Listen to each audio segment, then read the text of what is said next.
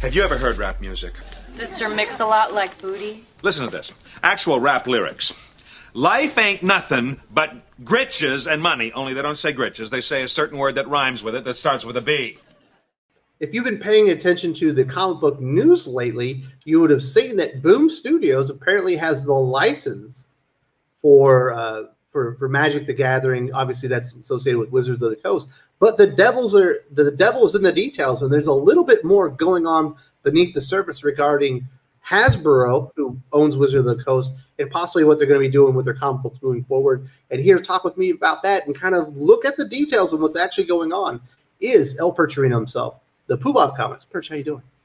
Well, I'm doing great. Yeah, this is an interesting story, and it does feel like one that's going to really roll out through 2021. Now, obviously, we have been talking about the rise of Boom Studios. They've been getting a lot higher in profile. We expected them to assume the role as like the permanent #4 comic publisher after Marvel, DC, and Image. Well, we've also been talking about for a couple of years now the financial woes and the issues at IDW Comics. Right now, they have a hit series on their hands. TMNT, The Last Ronin, they can't get it out on time. There's some dysfunction going on there. This is a big get for Boom Studios, just getting the Magic Associated comic book license. Like, just that on its surface is good news for Boom Studios. No, it is, and it shows that they're going to be able to play in a bigger level with the licensed property. And you may be listening to this right now, going, "I don't like Magic the Gathering. I don't care. I don't understand why this is big news." It's a lot less about Magic the Gathering, although that does obviously have a pretty large fan base and people who buy into that kind of stuff. It's more about the parent company, which is Hasbro. Hasbro, of course, owns G.I. Joe, it owns Transformers, it owns My Little Pony, and again, don't laugh there. There's plenty of My Little Pony fans out there. You can find them on the internet, but please don't go look. There's that's right, BronyCon. There's lots of properties in there that Hasbro owns, and to date, IDW has been the sole kind of holder of these things. They've been producing those comics, and IDW produced the Magic the Gathering comic for almost 10 years in the last decade. That was who made it. And by this announcement coming out, you're seeing that not only is Boom getting to play with these properties, but the announcement itself was written in such a way that indicated that this was not the end. This wasn't just going to be about Magic the Gathering. It went out of its way to kind of point out that there was a relationship with Hasbro in play. And that's significant. It's significant for Boom. It's significant for IDW.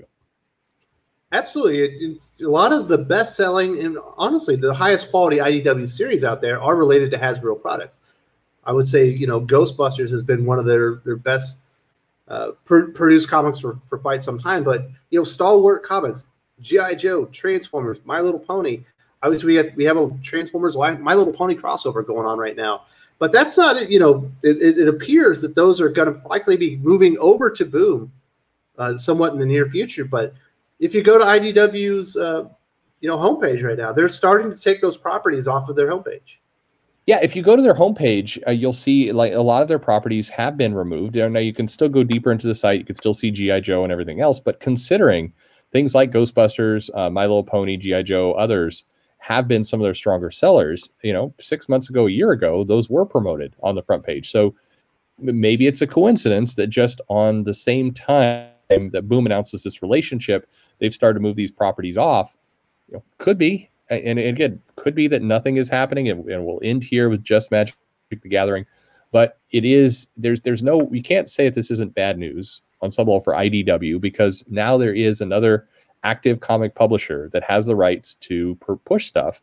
And IDW coming off of this problem of completely misjudging the demand for Last Ronin, the schedule and shipping delays, the other problems that company has had, the questions about its cash viability, everything else. If you're Hasbro and comics are important to you, and they seem to be important to Hasbro because they continue to invest in that license, then you're gonna move. So much like DC at the beginning of last year announced that they would be introducing some new distributors into the mix because they were uncomfortable with Diamond. This feels very, very similar. It's Hasbro announcing, hey, we need to get some of the relationships in here because we're not sure what's going on with IDW. Of course, we saw how that played out for DC and Diamond. Feels like something similar could play out here. And you know, if you were a licensee or a licensor like Hasbro, why wouldn't you look at Boom Studios? They have other licenses. They do wonderful work with as far as the Power Rangers. They do have the Whedonverse stuff with Buffy the Vampire Slayer, Firefly. So they've certainly worked with licenses in the past. They do a pretty damn good job, especially the Mighty Morphin stuff. And with all the big successes, they got a big book coming out with Keanu Reeves. Looks like that one's going to be a bestseller. They've got Al Ewing. They've also got a series with James Tynion that's doing very well. So I don't know. Boom Studios is on the rise, where it feels like IDW is kind of limping right now. They're every week it's worse and worse news. It is, and this is not good news on any stretch of imagination. I think having the exclusive license and having the only that was one thing that they could sell to investors and to other people, that they had that locked up, and they can no longer claim that. That's going to make it a little harder to get money. It's all in all, it's going to be trouble for them. So I don't know. The interesting thing about the Boom announcement as well with Magic the Gathering is that they are moving immediately to an ongoing title. They're putting some reasonable art on it, at least some big two recognizable art and writer talent on there. And it doesn't feel like they're messing around. It feels like they're trying to build out that franchise, and why wouldn't they? I mean, it's an opportunity for them to really kind of go out there and say, we can play in this space, we can grow our company, we can be we can treat licensed properties well. And if they can do that well, there's a lot of companies beyond Hasbro that will start to come to them. So I know you and I predicted Boom was going to have a great 2021. This just feels like a confirmation of that fact. I think they are on their way to becoming the number 3 and the number 4 or the number 3 publisher. You know what's interesting with IDW? I think they've done some good bookkeeping. The next time we see their quarterlies, we're probably going to say that they're debt free.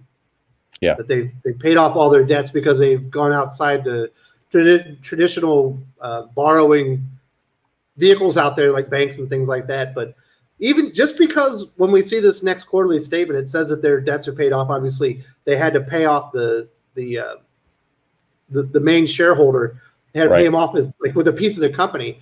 That doesn't mean that their credit report or their credit rating is all of a sudden going to be good and they can just go borrow money again. Like they still owe money, just in other places. Yeah, absolutely. I mean, and one of the prerequisites to getting more money, and usually getting it at a terrible valuation, is that you've got to pay down your debts. And I'm sure that is what is happening, but you don't, that money has to come from somewhere. You don't just magically invent the money. And, they, as we've seen with shipping problems and everything else that they've done, they didn't have an amazing quarter that all that revenue just flowed in. So the money's all coming from somewhere to pay someone else. And it feels like a bit of a trap. And I think, I worry, I continue to worry more about their long-term viability. Well, the crazy thing is IDW Media is where all the losses really are coming from. They could have a record-breaking IDW publishing quarter, bring in record profits, and it probably wouldn't have put a dent in that because of the amount of money they're hemorrhaging, producing streaming shows that just aren't pulling a lot of money other than Lock and Key. That's right. Yeah, and of which they get less money on anyway because of their deal. Yeah. So does not look good for IDW. Don't know that they're going to make it through 2021. We shall see. They have been resourceful up to this point. I'll give them that.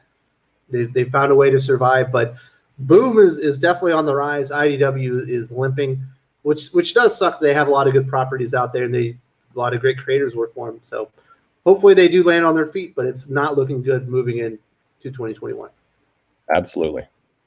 If you enjoyed this video, please give it a like. I would appreciate it very much. It helps us attract more views for the channel. Subscribe for future commentary, comic book news, and reviews. And don't forget to ring the bell for notifications. If you want to talk comics, movies, and much, much more, you can follow me on Twitter at Wes_from_TC. With that, Salamat Po, and I'm out.